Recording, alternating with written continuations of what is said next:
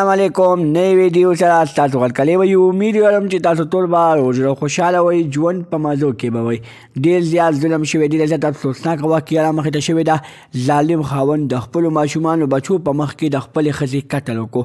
یعنې د ماشومانو بچو په مخ کې د هغه ماشومانو مور ډېره په بد حال باندې قتل کړه دا واقعه څنګه رامخې ته شوه خاوند داسې غلطات ولې وکړو چې د خپلو ماشومانو په مخ کې د خپلو ماشومانو مور ډېره په بد حال باندې قتل کړه پوره معلومات در سره په دې ویډیو کې شریکوم زموږ دا ویډیو خامخا وګورئ چې پوره معلوماتونه ځان خبر کړئ د نورو معلوماتي ویډیوګانو لپاره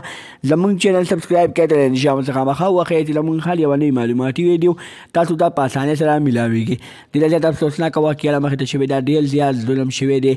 نوښار کې یو ظالم خاوند د خپلو ماشومانو په مخ کې د هغوی مور ډېره په بد حال باندې قتل کړه یعنې خپله ښځه یې ډېره په بد حال باندې قتل کړه دوستانو چې کله دا واقعه رامخې ته شوه پولیسو دغه ظالم خاوند ګرفتار کړو پولیسو ته پکار دی چې دغه ظالم خاوند له ښه بدترینه سزا ورکړي ځکه چې د ماشومانو بچو په مخ کې ماشومانو ته دا وښودل چې ستاسو مور زما په نظر کې هېڅ حیثیت نه لري نو تاسو به زما په نظر کې څه حیثیت ولرئ